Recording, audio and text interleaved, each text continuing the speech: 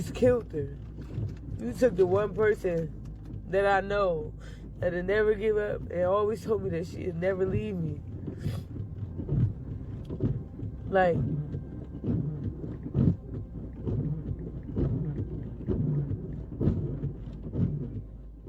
it was just a normal day in Trenton, New Jersey. The sun had come up like always, and the streets were quiet. But something terrible had already happened before most people were even awake.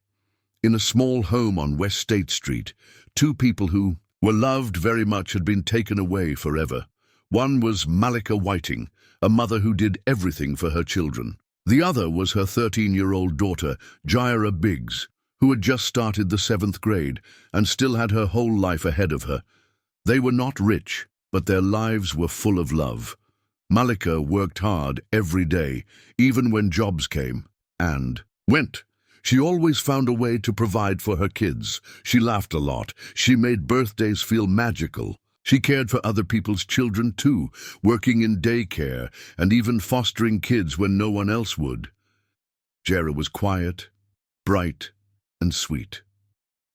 She didn't like drama. She stayed out of trouble. She loved school, loved her family, and had just turned 13. Her future was supposed to be bright, but now candles sat on the sidewalk, balloons danced sadly in the wind, pictures of the mother and daughter were taped to a streetlight. People who knew them cried quietly as they passed by. The city was hurting. A family was broken. And what happened next would reveal the darkest kind of pain, the kind that comes when someone you once trusted turns into someone you can't even recognize anymore. This was just the beginning. The morning air on April 12th felt cold, even though spring had already come. On West State Street in Trenton, New Jersey, the quiet was broken by flashing lights and the sound of sirens. Police cars lined the block. Yellow tape was wrapped around a house. Neighbors peeked from their windows, some still in pajamas, wondering what had happened. Inside that house, 2 bodies were found. Malika Whiting had been shot on the front steps. Her body lay still near the door, where she had tried to live her life in peace. Not far from her, inside the home, her daughter Jairah was found too. She had been hiding in her room. Malika wasn't just a mother. She was the neighborhood's favorite mom, a neighbor, a daycare worker by day, foster mom by choice, and party planner by passion. The officers walked slowly Whether it was through birthdays, the home, Easter, faces or just a heavy with random silence. Tuesday, Nothing Whiting could made prepare sure her them kids for felt what they had loved. seen. Her A social mother media and feed, daughter, both one gone, long both celebration loved, of motherhood and both memories. taken. One was She just worked at a 40. Gape Academy The other International had School, just turned molding 13. little minds into future leaders, Outside, and came home to people 4 of her gathered own as the children who news adored spread. her. Some stood And then still, came Bahin, some held a each other, some 45-year-old cried out forklift in operator disbelief. with a trail The of house failed that once held relationships laughter and and just family enough now charm to held fool pain someone and with a good death. heart. Malika and At Jairah first, would not he be played coming his back. role, Their stepdad of the birthdays would year, never be gift giver, celebrated pretend again. provider. The home that once But the smelled of mask food slipped. and baby Suddenly, lotion and the party funny guy was balloons yelling now in front of smelled the like kids, sorrow and sulking on silence. Facebook like And a the movie man who did teenager. it, I he was try already every day, gone. and it's still Malika not good Whiting enough. was the kind of woman Sir, who never maybe the bar was stopped just trying. higher than your She usual was a floor mother level of 4, expectations. but she was also much Malika more. had enough. She worked at a She ended the daycare, taking relationship care of in other March. people's children By like they were her April, own. she was celebrating Even her when she freedom, lost a job, Easter, her she didn't youngest give daughter up. birthday, The and her next own day, 40th. she would wake up early Cake, and try smiles, again. and peace. She believed Until in working Bahin hard. got salty, She he believed wasn't in invited. raising her children with On love, April 12th, laughter, and Bahin faith. showed up She to didn't have Malika's home much, uninvited but she made with sure a bruised birthdays ego were and a special. loaded gun. She decorated, They she argued on the cooked, steps. she danced She in told the him kitchen. to leave. She took pictures Instead, and he posted shot her them multiple proudly, times. always smiling. Then he walked inside beside and her killed children. 13-year-old Easter, Jairah, who had Christmas, just a become a random teenager Tuesday, and was any hiding in her day bedroom. could be a celebration He in her fled home. like a Her coward, life and for a wasn't moment, perfect, it looked but like her justice children might get always stalled. came first. He was taken Malika in for loved her questioning, kids but not deeply. She immediately wasn't charged. just a mom. It She wasn't was their until one best of friend, Malika's their daughters went cheerleader, their online that protector. things started to She move. helped with homework. She gave hugs when the day was hard. And even when she was tired, she found a way to make them laugh. One of those children was Jairah Biggs. Jairah had just turned 13. She was in the 7th grade. She was quiet, thoughtful, and kind. She liked school, She liked being with her siblings. She didn't start trouble, and she didn't like being in the middle of drama. She just wanted to grow up in peace. She had big dreams. No one knows what she would have become, but anyone who met her could feel her gentle spirit. She was soft-spoken, but her presence filled a room. Mother and daughter were very close. You could always find Jairah near her mom, helping her cook, laughing on the couch or just sitting nearby. They were each other's peace. Now both are gone. But their lives mattered. Their love was real, and the way they lived, with joy, strength, and care, will always be remembered. Like, y'all don't know. Y'all said that I changed. I think after the day, I'll never be the same. My age and my little sister just landed. I'll never been in a million years. I never want nobody to feel this pain.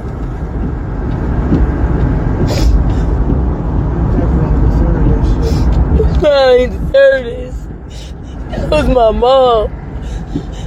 If anybody know me, they know I love my aunt. I let her grab she walk on.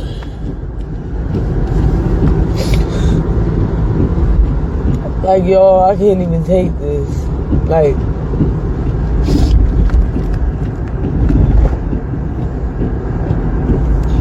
and then you to walk out, that's the only person that ever really gave a fuck about me.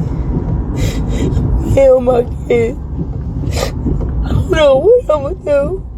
I don't know what I'm gonna do. It's over. I have to get up. Then see my little cousin. I killed the fucking baby. He killed the baby. He walked out smiling, nigga. Sick. That's a sick-minded fucking person. Have mercy on your soul. Oh, yeah. That's definitely coming back around.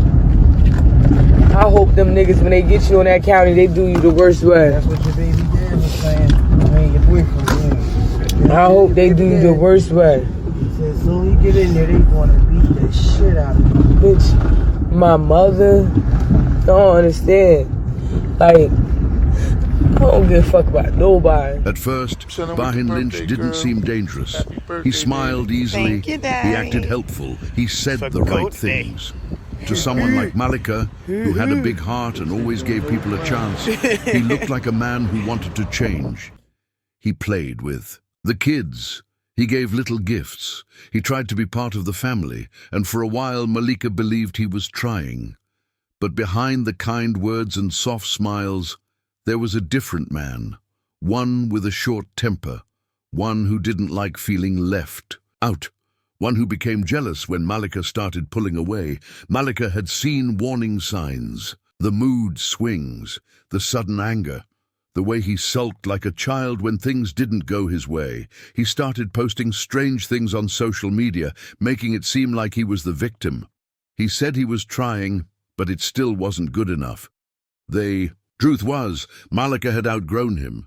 She wanted peace in her life. She wanted to protect her kids from drama and pain. So in March, she ended the relationship. She chose freedom. April came, and she started smiling more.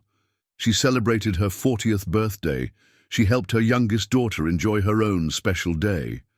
She shared photos online, laughing, happy, surrounded by love. But Bahin wasn't in those pictures. He hadn't been invited, and that made him angry. Some people walk away when a relationship ends. Others stay stuck in their pain. Bahin became one of the dangerous ones, the kind who sees someone else's joy as an insult, the kind who doesn't just leave quietly, the kind who waits until no one's watching, and then destroys everything. That's what he became. A man who couldn't handle being left out. A man who turned heartbreak into hate. A man who decided if he couldn't be in Malika's life, then no one could. On the morning of April 12, 2025, Malika was at home. It was quiet inside. Some of her children were there, starting the day. Jairah was in her room, like most 13-year-olds, probably scrolling her phone or thinking about school. Then Bahin came. He wasn't invited. He wasn't expected. He showed up angry and full of pride. He had a gun. His heart was hard. His mind was made up. He met Malika outside, on the front steps of her own home. Neighbors later said they heard them arguing. She told him to leave. She stood her ground. She didn't back down. He didn't leave. He pulled out the gun and shot her, more than once. She collapsed on the steps where she used to sit and watch her kids play. The woman who gave everything for her children was now fighting for her last breath.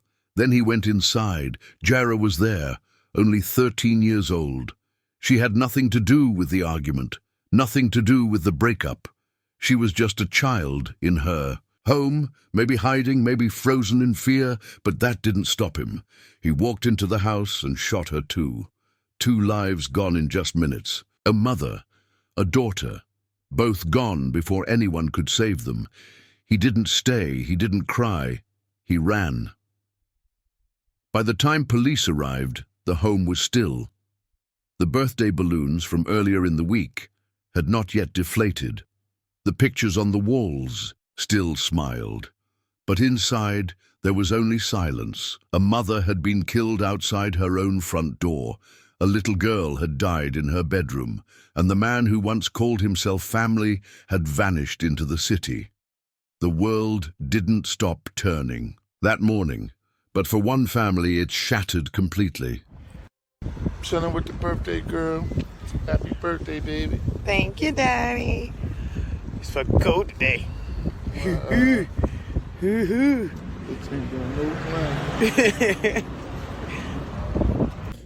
Like, you just killed her. You took the one person that I know that'll never give up and always told me that she'd never leave me. Like,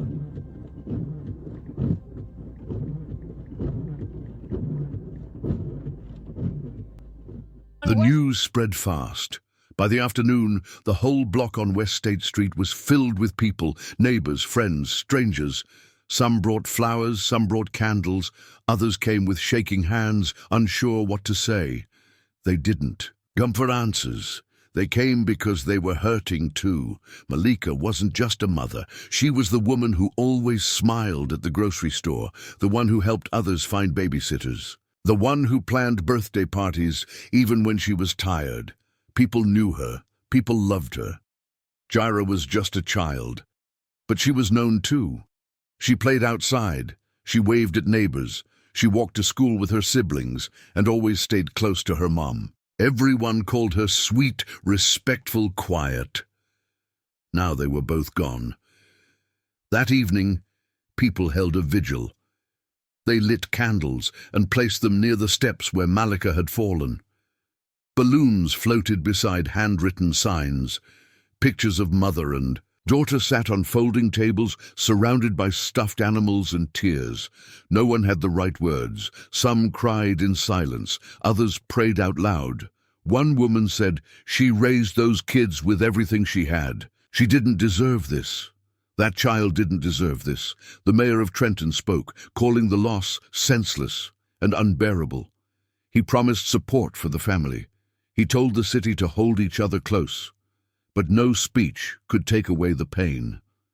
Children from the daycare brought drawings. Classmates of Jairah stood together holding hands, too young to understand how someone so young could be taken so quickly. This wasn't just a crime scene anymore. It was a place of mourning, a place where love once lived, now filled with grief, candles and cold air. The city didn't just lose 2 lives that day, it lost a mother who gave everything, and a daughter who had just begun to dream. For days after the shooting, there were no arrests. People were scared. People were angry. The man who had taken 2 lives was gone, and no one knew where he was. Police questioned Bahin Lynch soon after the murders, but they didn't charge him right away. The family waited. The city waited. They watched the news and held their breath. Then finally the charges came. A week after the killings, Bahin Lynch was arrested. He was charged with 2 counts of first-degree murder for the death of Malika. Whiting and her daughter Jairah Biggs. News stations across New Jersey covered the story. Headlines showed his name and the faces of the victims. The man who had once acted like a father figure was now facing the rest of his life behind bars. Court documents revealed that the attack was not random. It was personal. It was cruel. He had come to the house with a gun and a plan.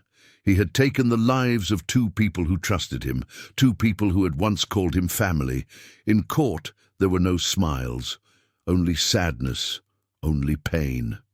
He wore handcuffs now. But no handcuffs, no courtroom, no sentence could bring back what he had taken. The trial would still come. The lawyers would speak. But for the family, the justice system had only just begun, and nothing it could do would ever make this story whole again. What am I gonna do? Oh no. It's over. I have to get up. This is my little cousin. Killed the fucking baby. Killed the baby. He walked out smiling, nigga. Sick. That's a sick-minded fucking person. Have mercy on your soul. Oh, yeah. That's definitely gonna be around. I hope them niggas, when they get you in that county, they do you the worst way. That's what your baby. Malika and Jairah were not the first, and they won't be the last. Across the country, stories like theirs happen every day. A woman tries to leave, a man cannot accept it, and someone ends up hurt, or worse. Domestic violence doesn't always start with a punch. Sometimes it starts with small things, controlling behavior, jealousy, angry words, isolation. It grows quietly, it hides behind smiles, and too often it ends in tragedy. Every year, millions of people, mostly women, face abuse from someone they once trusted. Many stay silent, many are scared to leave, some believe it will get better. Others simply run out of time, but no one deserves to be afraid in their own home. No one deserves to die for walking away. There are places to turn, there are numbers to call. There are shelters, hotlines, and people who care. Help is out there, for anyone ready to reach for it. It starts with speaking up, with noticing the signs, with believing someone when they say they're scared. Malika tried to build a better life. She chose peace. She chose her children. But peace alone didn't protect her. Now her story can. Let it be a reason to talk, a reason to help, a reason to make sure another mother and daughter don't end up like them. Love should never come with fear, and no goodbye should come with gunshots. Before the pain, there was joy.